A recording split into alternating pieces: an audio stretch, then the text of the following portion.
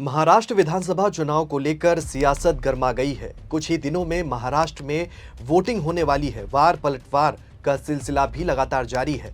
महाराष्ट्र विधानसभा के लिए मतदान 20 नवंबर को होगा, लेकिन उससे पहले महाराष्ट्र की सियासत गर्म हो रही है।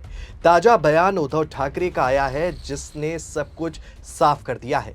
नमस्कार, आप देख रहे हैं 4 PM और मैं हूं आपके साथ में शोभित पाठक। बता दें कि राज्य की महिम सीट से मनसे प्रमुख राज ठाकरे के बेटे अमित ठाकरे अपने करियर का पहला चुनाव लड़ रहे हैं और उनका मुकाबला उद्धव ठाकरे की शिवसेना यानी कि यूवीटी उम्मीदवार से है। पहले ऐसी अटकलें लगाई जा रही थीं कि उद्धव ठाकरे अपना उम्मीदवार वापस ले सकते हैं, लेकिन उन्होंने ऐसा नहीं किया। जब अब चुनाव से ठीक पहले उद्धव ठाकरे से इस फैसले के बारे में पूछा गया तो वो आग बबूला हो गए। उद्धव ठाकरे ने राज ठाकरे पर तीखा हमला बोलते हुए किसी ऐसे व्यक्ति के साथ किसी भी तरह के संबंध रखने पर सवाल उठाया जो लुटेरों के साथ गठबंधन करता है। उन्होंने कहा कि वो ऐसे व्यक्तियों का समर्थन करने की बात सपने में भी नहीं सोच सकते हैं। उन्होंने कहा कि जो लुटेरों के साथ उनसे मेरा क्या रिश्ता। उद्धव ठाकरे यही नहीं रुके, उन्होंने कहा कि इस पर चर्चा के लिए और कुछ अब नहीं बचा है। उद्धव ठाकरे ने कहा कि मेरा खून का रिश्ता महाराष्ट्र के लोगों के साथ है, वो ही मेरा परिवार है। कोरोना काल में मैंने जिस परिवार की जिम्मेदारी ली, उस परिवार को अब लूटा जा रहा है। देवेंद्र फडणवीस को बीजेपी मुख्यमंत्री बनाना चाहती है, जिसका अर्थ है कि इससे महाराष्ट्र का व्यापक शोषण होगा, बड़े पैमाने पर लूट होगी। उद्धव ठाकरे ने डबल ट्रिपल इंजन के साथ गठबंधन करने वालों को राज्य का विरोधी तक करार दिया और ऐसे लोगों का साथ देने वालों के साथ जुड़ने या उनका समर्थन करने से साफ इनकार कर दिया।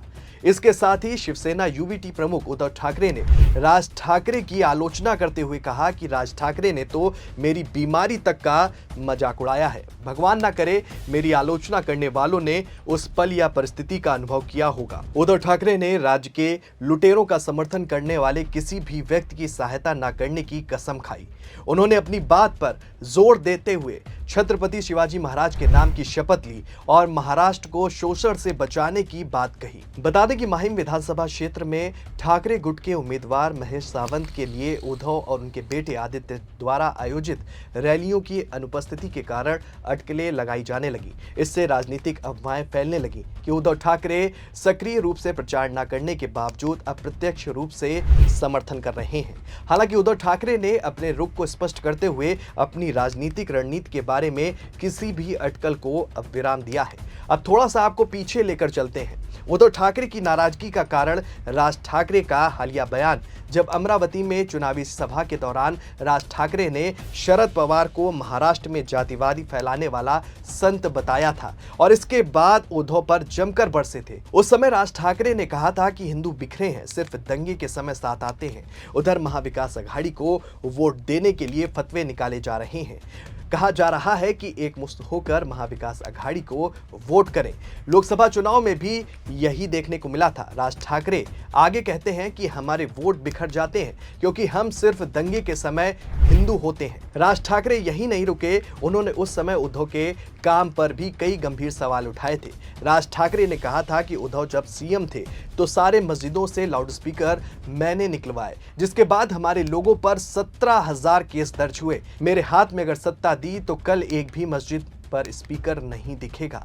उन्होंने कहा था कि हजारों लोग मुंबई तक मोर्चा निकाल रहे हैं, उनकी हिम्मत कैसे हुई? क्योंकि कांग्रेस के सांसद ज्यादा जीत कर आए। इसलिए चुनाव से ऐन वक्त पहले राज ठाकरे ने आरोप लगाया कि उद्धव स्वार्थी हैं। उद्धव पर स्वार्थ की राजनीति का आरोप लगाते हुए राज ठाकरे ने कहा था कि उद्धव ने बाला साहेब ठाकरे के नाम के आगे से हिंदू हृदय सम्राट ही निकाल दिया। ये स्वार्थ के नाते किया क्योंकि उनकी मजबूरी है। उनके साथ कांग्रेस और शरद पवार की एनसीपी है। वो बाला साहब को हिंदू हृदय सम्राट बोलेंगे तो ठीक नहीं लगेगा।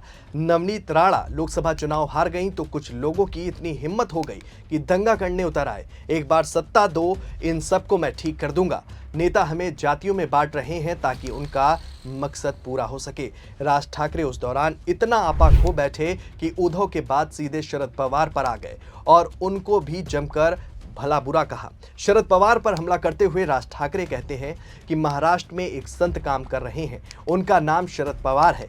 अभी मराठा और ओबीसी का विवाद चल रहा है और उसके भी जनक शरद पवार हैं। मैंने मनोज जारांगे को बोला था कि ऐसे आरक्षण संभव नहीं है। आप देखिएगा कि 20 नवंबर को चुनाव के बाद ये सब ड्रामा बंद हो जाएगा।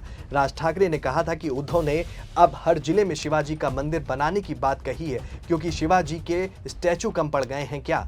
स्टैचू बनाने से अच्छा है कि शिवाजी के किले को सहेजा जाए। राज ठाकरे के इन बयानों का उद्धव ठाकरे ने अब गिन गिन कर हिसाब लिया है और यही वजह है कि महायुति और महाविकास अघाड़ी के बीच तो लड़ाई है ही, बल्कि अब महाराष्ट्र की सियासत में भाई बनाम भाई के बीच भी तकरार खुलकर सामने आ रही है।